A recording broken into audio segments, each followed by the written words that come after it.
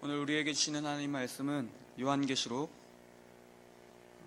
22장입니다. 20장이 아니고 22장 10절에서 15절 말씀입니다.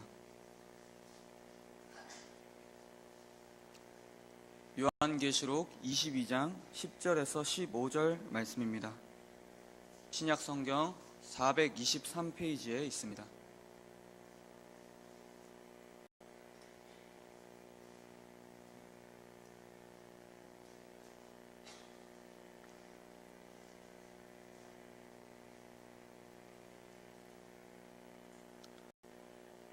요한계시록 22장 10절에서 15절 말씀입니다. 또 내게 말씀하시되 말하되 이 두루마리의 예언의 말씀을 임봉하지 말라. 때가 가까우니라. 불의를 행하는 자는 그대로 불의를 행하고 더러운 자는 그대로 더럽고 의로운 자는 그대로 의를 행하고 거룩한 자는 그대로 거룩하게 하라. 보라, 내가 속히 오리니 내가 줄 상이 내게 있어 각 사람에게 그가 행한 대로 갚아주리라. 나는 알파요 알파와 오메가요 처음과 마지막이요 시작과 마침이라. 자기 두루마기를 빠는 자들은 복이 있으니 이는 그들이 생명나무에 나아가며 문들을 통하여 성에 들어갈 권세를 받으려 함이로다. 개들과 점술가들과 음행하는 자들과 살인자들과 우상 숭배자들과 및 거짓말을 좋아하며 지어내는 자는 다 성 밖에 있으리라. 아멘. 우리 오후에도 서로 인사합니다. 우리에게 좋은 일이 일어나고 있습니다.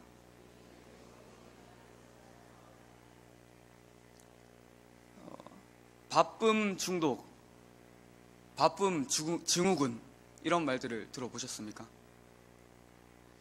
우리가 사는 이 현대 사회의 특징을 하나로 압축해서 말한다고 하면 바로 이 바쁨이 그 특징입니다.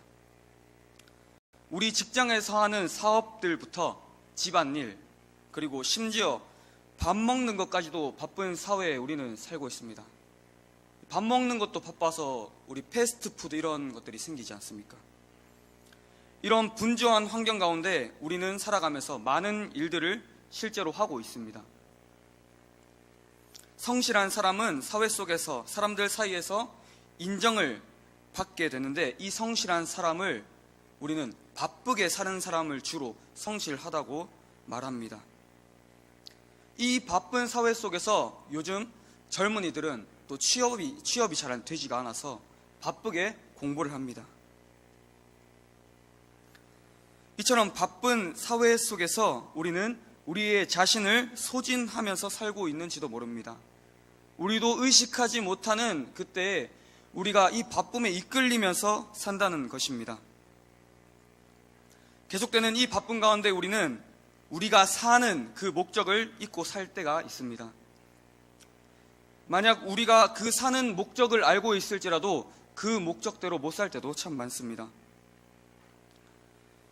우리 하나님을 믿는 하나님의 자녀들은 이 세상과는 다르게 그저 이 바쁨에 끌려다니는 것이 아니라 정말 이 인생이 살아가는 목적에 대해서 묵상하고 또 묵상해야 합니다. 그 목적이 오늘 설교 제목과 큰 연관이 있습니다. 깜짝 놀라셨죠? 이상한 말이 적혀 있어서 깜짝 놀라셨을 것 같습니다. 이 파루시아라는 말은 이 헬라어인데요, 신약 성경에서 쓰이는 말입니다. 이 단어는 헬라어의 파라라는 단어와 루시아라는 단어가 합쳐져서 만들어진 단어인데요, 이 파라라는 말은 무슨 말이냐면 옆에, 곁에라는 뜻을 가지고 있고, 루시아는 실제적인 것, 본질, 이런 뜻을 가지고 있습니다. 문자 그대로 한번 해석을 한다면 곁에 있는 실제, 이런 단어죠. 이 단어는 신약에서 어떨 때 쓰이냐면 바로 예수님의 재림을 가리킬 때 사용합니다. 곧 우리의 곁에 있는 실제가 바로 예수님의 재림이라는 것입니다. 이 실제인 예수님의 재림이 우리 하나님의 자녀가 바라보아야 할 초점이자 하나님의 자녀가 살아가야 하는 목적입니다. 이 목적을 생각하시면서 오늘 주시는 하나님의 말씀을 통해 파루시아, 이 재림에 대해서 알아보고 그 가운데 큰 은혜 받는 시간 되기를 원합니다. 오늘 하나님께서 우리에게 주시는 말씀을 통하여 우리는 먼저 하나님의 계시의 말씀을 주시는 이유를 알 수가 있습니다. 하나님께서는 우리 인생에게 과거로부터 지금까지 계속해서 말씀하고 계십니다. 이 말씀이 중요한 것은요, 말씀의 창조력이 있기 때문입니다. 하나님은 태초의 말씀으로 온 우주 만물을 창조하셨습니다. 하나님께서 빛이 있으라 말씀하시니 빛이 있었고, 물과 물이 나뉘라 말씀하시니 물과 물이 나뉘었습니다. 하나님은 천지 만물을 이 말씀으로 창조하실 뿐더러 우리에게 하나님의 말씀을 끊임없이 계속해서 주십니다. 그 이유는 무엇이냐 하면, 천지 만물이 창조된 것처럼 우리의 마음이 우리 하나님 아버지의 마음으로 창조되기 위해서입니다. 또한 이 땅 가운데 말씀이 육신이 되어 오신 하나님, 그분이 누구시죠? 예, 맞습니다. 예수님입니다. 말씀이 육신이 되어 이 땅 가운데 예수 그리스도가 오셨습니다. 친히 하나님의 말씀을 성취하시며 하나님의 말씀을 완성하시려고 말씀이신 예수님이 이 땅에 오신 것입니다. 하나님께서 말씀으로 우리 속에 하나님의 말씀을 창조하시고 말씀 그 자체이신 예수님이 이 땅에 오셔서 친히 하나님의 말씀을 완성하시는 이유가 무엇일까요? 그것은 바로 때가 가까운 것을 알게 하기 위한 것입니다. 오늘 본문 말씀 10절을 보시면, 또 내게 말하되 이 두루마리의 예언의 말씀을 임봉하지 말라, 때가 가까우니라. 예수님은 사도 요한을 통하여 말씀하시기를 이 예언의 말씀인 성경을 임봉하지 말라고 말씀하십니다. 임봉하지 말라는 것이 무엇입니까? 바로 도장을 찍어서 열어보지 못하는 것이 임봉이지 않습니까? 열어보지 못하게 하는 것이 아니라 계속해서 열어볼 수 있게 하라는 말씀입니다. 하나님께서는 이 말씀이 계속해서 전해지기를 원하시는 그 뜻이 무엇이냐 하면 바로 때가 가깝기 때문입니다. 우리 학생들은 시험의 때가 항상 있습니다. 그 시험의 때에 맞춰서 준비를 하죠.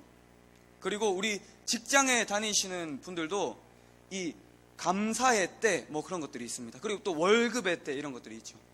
그런 때를 우리는 준비하고 보통 기다립니다. 제가 이 때에 대해서 참 깊게 생각한 것은 군 시절입니다. 군대에 있을 때 저는 서울에서 이제 군 생활을 했는데, 저희 부대에 요날부터 요날까지 딱 정해서 한 2주 정도 되는 그날 안에 특공부대가 와서 폭발물 스티커를 딱 붙이고 간다는 거예요. 그래서 긴장을 하고 이제 어디서 넘어올지 모르는 이 적군 같은 이 특공부대를 이제 잡아야 되는 그런 입장이었습니다. 그때 제가 대기를 하고 있는 그런 입장이었는데 언제 올지 아무도 모르는 거예요. 그래서 신발을 그대로 신고 군복을 그대로 입은 채로 대기를 하고 있었습니다. 그때를 기다리면서 결국 그 특공부대가 와서 멋지게 잡아냈던 기억이 있습니다. 하나님께서 말씀하시는 때도 이와 같은 것입니다. 하나님께서는 세상을 의로 심판하실 그 때가 바로 오늘 말씀하는 때라고 말씀하십니다. 하지만 이 말씀에 대하여 듣고 깨닫는 자가 있고 듣고 깨닫지 못하는 자도 있습니다. 하나님이 계속해서 이 말씀을 보게 하시고 듣게 하시고 깨닫게 하셔도 제대로 깨닫지 못하는 것입니다. 깨닫지 못한 이유는 바로 그 이유에 대하여 사도 바울은 로마서 1장 28절을 통하여 다음과 같이 말합니다. 또한 그들이 마음에 하나님 두기를 싫어하매 하나님께서 그들을 그 상실한 마음대로 내버려 두사 합당하지 못한 일을 하게 하셨으니, 바로 하나님 말씀을 마음에 두기를 싫어하기 때문입니다. 그러므로 하나님이 주시는 이 말씀을 깨닫지를 못하는 것입니다. 하나님은 성경 전체의 말씀을 크게 세 가지 맥락으로 말씀하십니다. 먼저 우리 성경에서 검정색으로 구분되어 있는 이 구약 성경에서는 메시아가 올 것이다. 너희를 구원할 메시아가 반드시 올 것이다. 그래서 구약 말씀을 보면 계속해서 온다, 그가 온다, 그가 올 것이다, 이렇게 하나님께서는 말씀하십니다. 그리고 두 번째로 신약에서는 그 구원을 주시는 메시아가 바로 예수 그리스도다, 이렇게 말하고 있습니다. 그리고 마지막으로 십자가에 죽은 메시아가, 예수 그리스도가 부활하셨고 마침내 승천하셨고 다시 오실 것이라는 것을 말씀하고 있습니다. 하나님께서는 그 예수 그리스도가 반드시 올 것이라고 말씀하고 계신 것입니다. 그때를 계속해서 말씀하시고 계시는데, 오늘날 안타깝게도 그 때에 대하여, 예수 그리스도께서 다시 오실 그 때에 대하여 다소 등한시하는 경향이 있는 것 같습니다. 그냥 이 세상에서 계속해서 영존할 것처럼 살아갑니다. 세월이 지나서 육신이 쇠하여 죽음으로 하나님을 뵐 것은 우리가 예상하고 알고 있지만, 우리 부활하시고 승천하신 주님께서 다시 오실 때가 있다는 사실은 그리 크게 우리 마음 가운데 새기지 않는 것 같습니다. 하지만 그때는 반드시 있고 지금 가까이 왔습니다. 그 날에 대하여 사도 바울은 사도행전 17장 31절 말씀에 다음과 같이 말합니다. 이는 정하신 사람으로 하여금 천하를 공의로 심판할 날을 작정하셨고, 이에 그를 죽은 자 가운데서 다시 살리신 것으로 모든 사람에게 믿을 만한 증거를 주셨음이니라. 곧 하나님은 세상을 심판할 날을 정하셨다고 말씀하시는 것입니다. 이번에 저번 주에 우리 초등부 겨울 캠프가 있었습니다. 그런데 우리 아이들 중에서는 처음으로 이 캠프에 참가하는 우리 아이들이 있었습니다. 그 아이들은 우리 유미와 현승이와 현우, 우리 이 친구들인데, 이 아이들이 유치원에서 졸업하고 초등학교에 올라오기 때문에 이제 캠프에는 참가를 하는데, 한 번도 집 밖에서 부모님과 따로 외박해 본 적이 없다는 겁니다. 근데 이 아이들이 참으로 참 기특하고 귀여운 게, 이 캠프 날짜를 그렇게 기다렸다는 거예요. 캠프 날짜를 기다리면서 엄마 아빠한테 엄마 캠프 며칠 남았냐고, 며칠 남았어요? 물어보고 또 물어보고 해가지고 그 캠프를 기다렸다는 것입니다. 우리 부모님들께서 사실 뭐 걱정 크게 안 하셨겠지만 아이들 정말로 잘 지냈습니다. 어느 정도로 잘 지냈냐면, 전도사님 겨울 캠프 끝나고 봄 캠프도 합시다, 여름 캠프도 합시다, 가을에도 합시다, 계속 하자는 거예요. 아이들이 너무 말씀을 사모하고 이 시간이 너무 소중했던 것 같습니다. 다시 돌아가서 이처럼 하나님은 하나님의 심판의 때를 정해 놓으셨습니다. 우리가 알기 쉽게 한번 표현해 볼까요? 하나님은 하나님의 달력에 하나님의 그때와 시기를 딱 기록해 놓으신 것입니다. 그러므로 그 날은 반드시 다가옵니다. 또 우리 일반적인 상식을 통해서도 잘 알 수 있어요. 그것은 무엇이냐 하면, 하나님이 그 정해놓으신 시간은 정해져 있는데 우리는 시간 속에서 살아갑니다. 우리는 흘러가는 시간 속에서 앞으로 나아갈 수밖에 없습니다. 시간을 뒤로 되돌릴 수는 없어요. 그래서 하나님의 날은 우리가 하룻밤을 자고 이틀밤을 잘 그때에, 하루하루 지내는 그때에 점점 다가온다는 것입니다. 그러므로 우리는 하루하루의 날이 지나갈수록 하나님의 때가 가까이 오고 있다는 것을 더욱 인지해야 합니다. 우리는 바쁜 삶을 살면서 하나님의 때와 무관한 삶을 살 때가 사실 많습니다. 하나님의 때를 인지하고 산다면 우리는 날마다 두렵고 떨림으로 우리의 구원을 이루어 나가야 하는 것입니다. 근신해야 합니다. 깨어야 합니다. 마태복음 25장에 나오는 10처녀 중에 5처녀는 신랑이 오시는 것에 대비해서 등도 가졌지만 기름도 가졌습니다. 하지만 나머지 5처녀는 등을 가졌지만 기름을 가지지 않았습니다. 그런데 저기 멀리서 신랑이 온다는 소리가 들렸습니다. 그래서 이 기름을 가지지 않은 5 처녀가 기름을 가진 처녀에게 기름을 빌려달라고 했습니다. 하지만 그 기름을 나누어 주면 자신들이 쓸 것도 모자랄까 하여 빌려주지 않았습니다. 그리고 이 기름을 가지지 않은 5 처녀가 기름을 사러 나갔습니다. 그때에 신랑이 들어와서 기름을 가진 5 처녀와 함께 문 안으로 들어갔습니다. 하지만 기름을 사러 갔던 그 처녀가 돌아왔을 때는 그 문이 굳게 닫혀 있었습니다. 이에 이 5 처녀는 문을 두드리며 이 문을 좀 열어주세요, 우리가 왔습니다, 이렇게 말했지만 신랑은 내가 너희를 도무지 알지 못한다고 말했습니다. 여러분, 시기와 때는 우리가 알지 못하지만 반드시 다가옵니다. 우리도 미련한 5 처녀처럼 준비 없이 나 몰라라 하면서 행하는 것이 아니라 그때를 미리 준비하는 지혜로운 처녀들과 같이 되기를 축복합니다. 하나님께서는 친히 하나님의 말씀을 통해 하나님의 때가 반드시 온다는 것을 오늘 말씀하시고 계십니다.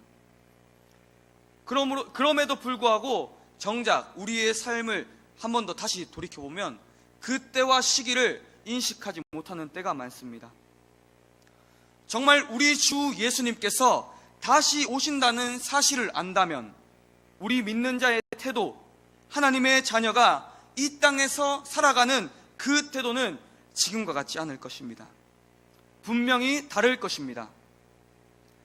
하나님은 오늘 말씀을 통하여 우리에게 분명하게 말씀하십니다.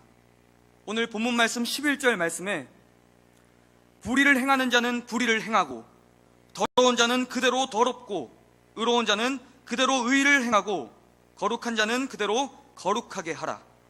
그리고 14절 말씀에 자기 두루마기를 빠는 자들은 복이 있으니 이는 그들이 생명나무에 나아가며 문들을 통하여 성에 들어갈 권세를 받으려 함이로다. 15절에 개들과 점술가들에게 음행하는 자들과 살인하는 자들과 우상 숭배자들과 및 거짓말을 좋아하며 지어내는 자는 다 성 밖에 있으리라. 이것이 무엇을 말하는 것일까요? 하나님의 말씀을 등한시 여기고 불의를 행하며 죄의 자신을 그대로 노출시키는 그 사람, 그 더러움을 행하는 자는 구원을 받을 수 없다는 것입니다. 15절에서 말하는 개는 대표적인 부정한 짐승 가운데 하나입니다. 부정을 행하는 자, 하나님의 뜻이 아니라 점술로 자신을 더럽히는 자, 음행하는 자, 살인하는 자, 우상 숭배자, 거짓말하는 자, 이런 사람들은 성 밖에 있으리라. 곧 하나님의 구원의 은혜를 입지 못한다는 것입니다. 이런 행위를 일삼으면서 교회에만 출석한다고 구원을 받는다는 게 아닙니다. 반면에 의로운 자, 거룩한 자, 특별히 자기 두루마기를 빠는 자들은 생명나무에 나아가며 성 안에 있을 것이라고 오늘 하나님은 말씀하십니다. 의로 행하는 사람, 거룩한 사람은 곧 자기의 두루마기를 빠는 자들입니다. 이 두루마기를 쉬운 말로 우리 옷이라고 한번 생각해 봅시다. 이 옷을 어디에다 빠냐 하면 바로 흠도 없고 점도 없는 어린 양 같은 그리스도의 보배로운 피에 빠는 것입니다. 바로 예수님의 보혈인 것입니다. 예수 그리스도를 참되게 믿고 보혈을 의지하는 자가 구원을 받는다는 것입니다. 오늘 오전에 목사님께서 주신 말씀 다들 기억하시죠? 목사님이 주신 말씀과 같이 그리스도를 믿기 때문에 의롭게 행해야 되는 것입니다. 의롭기 때문에 예수님의 자녀가 아니라 우리는 예수님을 믿는 하나님의 자녀이기 때문에 우리의 삶의 행실은 깨끗하고 정결하고 거룩하고 더럽지 않아야 합니다. 이렇게 사는 그 인생이 바로 예수님의 그 피에 그 옷을 씻은 사람의 삶인 것입니다. 마태복음 22장 13절에 임금의 집에 초대된 사람들 중에 예복을 입지 않은 한 사람이 있었습니다. 임금은 그 사람에 대하여 손발을 묶어 바깥 어두운 데에 내던지라. 거기서 슬피 울며 이를 갈리라 라고 말합니다. 예복을 입지 않은 사람, 그 사람은 곧 불의를 행하며 미움이 나타나며 거짓을 일삼는 자이며 그의 옷을 예수 그리스도의 정결하신 피에 씻지 않은 그 사람입니다. 만일 예수 그리스도를 믿는 그 믿음이 참으로 우리 가운데 있다면 그 믿음에 걸맞게 행동해야 합니다. 아멘이십니까? 또 사도 바울은 고린도전서 6장 9절에서 10절에 다음과 같이 말합니다. 불의한 자가 하나님의 나라를 유업으로 받지 못할 줄을 알지 못하느냐. 미혹을 받지 말라. 음행하는 자나 우상 숭배하는 자나 간음하는 자나 탐색하는 자나 남색하는 자나 도적이나 탐욕을 부리는 자나 술 취하는 자나 모욕하는 자나 속여 빼앗는 자들은 하나님의 나라의 유업을 받지 못하리라. 불의한 자, 음행을 행하는 자, 우상 숭배자와 간음, 탐색, 남색하는 이런 사람들은 하나님 나라에 들어갈 수가 없습니다. 도적, 탐욕 부리는 자, 술 취하는 자, 모욕하는 자, 속여 뺏는 자는 하나님의 나라의 유업을 잊지 못하는 사람입니다. 여러분, 저부터 우리 모두가 하나님의 나라를 유업으로 받지 못하는 그 행동들을 하고 있는지 아닌지 잘 점검해 보셔야 합니다. 우리는 예수 그리스도의 피로 말미암아 의롭고 정결하게 거듭난 하나님의 자녀입니다. 그렇기 때문에 여기 나온 불의, 음행, 간음, 탐욕 이런 일들이 우리의 행실 가운데 나타난다면 우리의 삶은 정상적으로 예수 그리스도를 믿는 사람이 아닌 것입니다.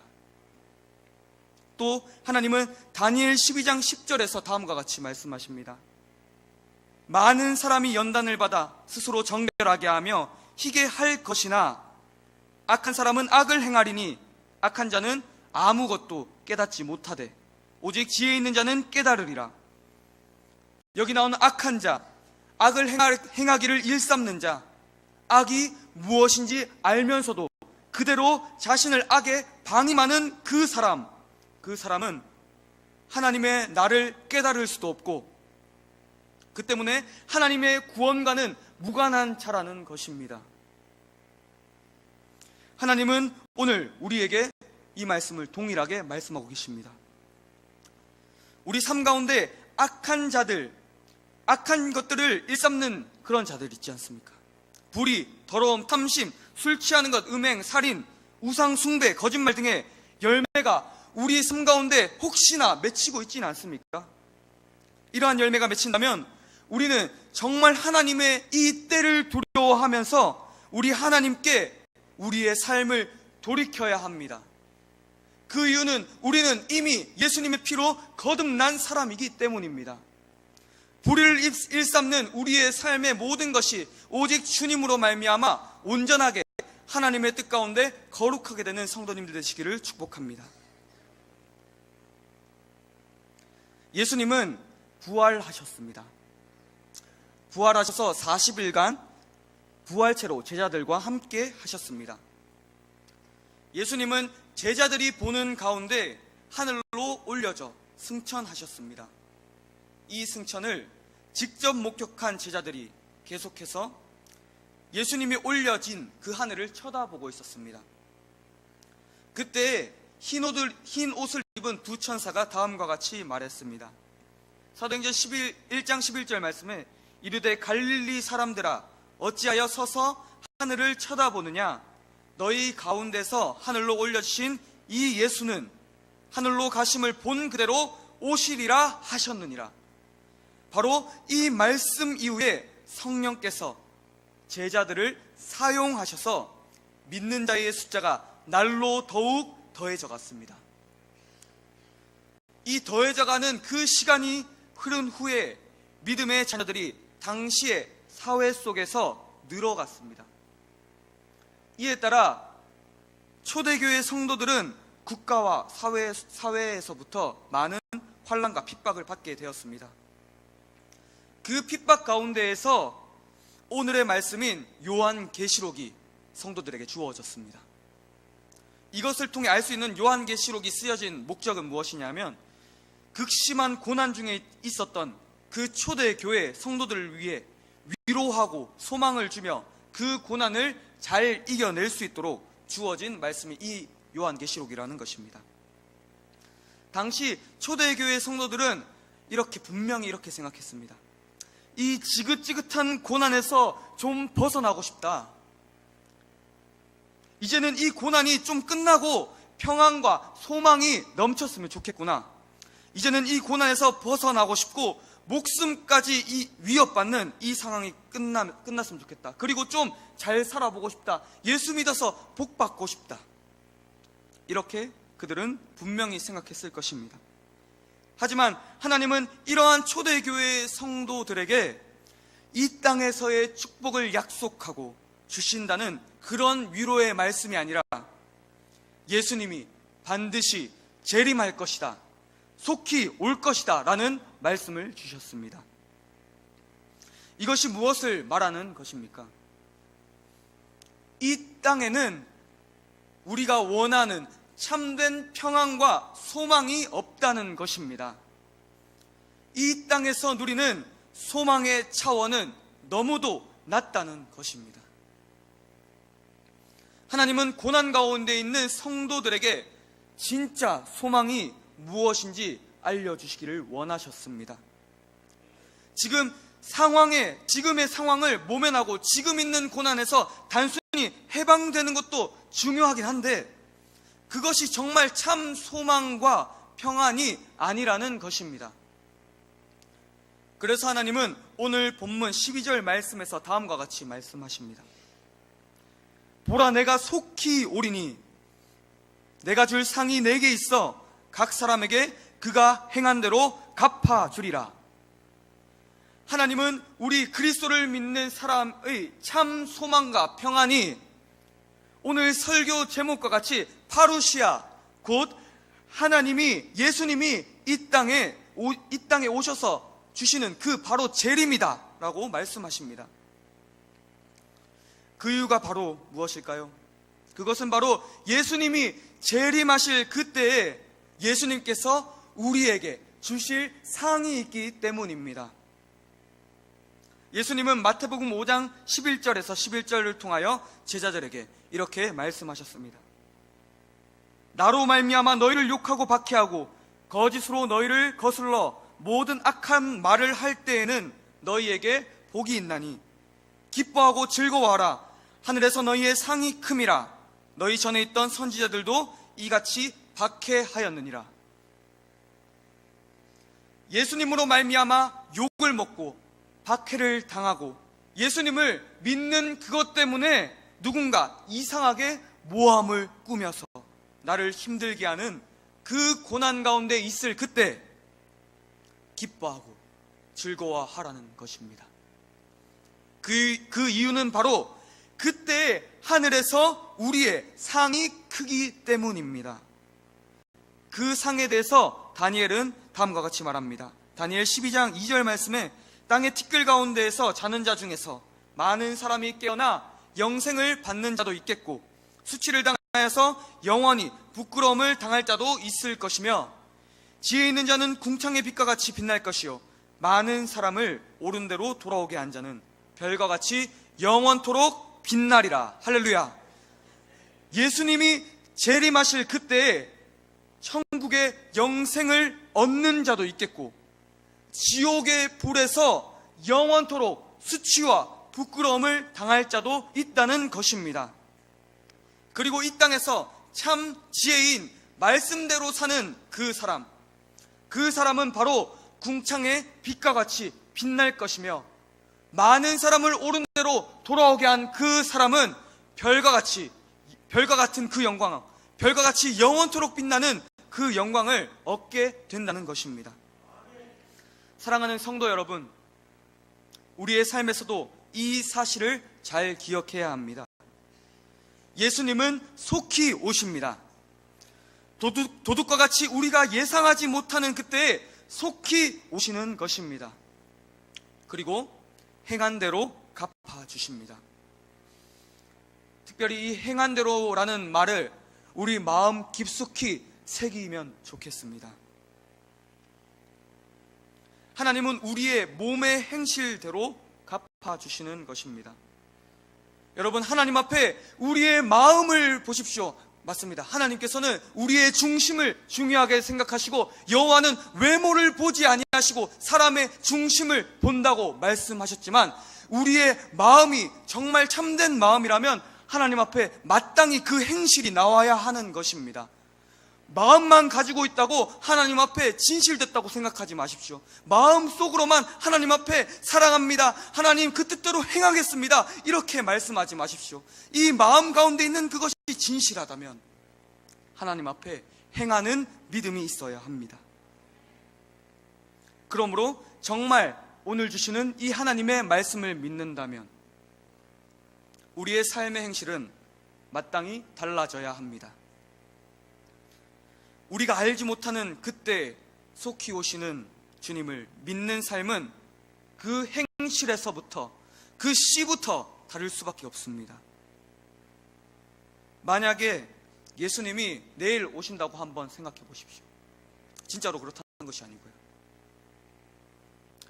우리의 삶의 행실은 분명히 변화가 있을 것입니다. 왜냐하면 행한 대로 갚아주시는 하나님 앞에 상을 받는 그 행함이 있을 것이라고 주님께서 오늘 말씀하시기 때문입니다. 행한 대로 갚아주시는 하나님 앞에 상 받는 행함이 가득한 우리 성도님들 되시기를 축복합니다. 말씀을 맺습니다. 오늘 하나님은 우리에게 총 3가지의 교훈을 말씀하고 계십니다. 먼저 하나님은 말씀을 계속해서 우리의 삶 가운데 주시고 계십니다. 이 말씀을 주시는 이유는 바로 때가 가까웠다는 것을 알게 하시기 위한 것입니다. 우리가 하나님의 말씀을 보고 듣고 말할 그때 하나님의 때가 날로 더욱 가까웠음을 인지하시고 인식하셔서 그날을 준비하시는 성도님들 되시기를 축복합니다. 또한 각종 더러움, 음행, 살인, 거짓말을 하는 자들은 심판에 이를 것이며 예수님의 피에 그 옷을 씻어 의를 행하고 거룩함을 행하는 자에게 하나님은 영생이 있으리라 말씀하십니다. 그리고 우리 예수님은 속히 오셔서 그 행위에 따라 상을 주시며 갚아주시겠다고 오늘 우리에게 말씀하십니다. 오늘의 설교 제목이 다시 한번 우리 읽어볼까요? 시작. 파루시아, 예수님의 재림입니다. 이 재림의 때에 주님께서 행한 대로 갚아주신다는 것을 믿음으로 고백하시면서 그 상을 받는 모든 성도님들 되시기를 주님의 이름 받들어 축복합니다.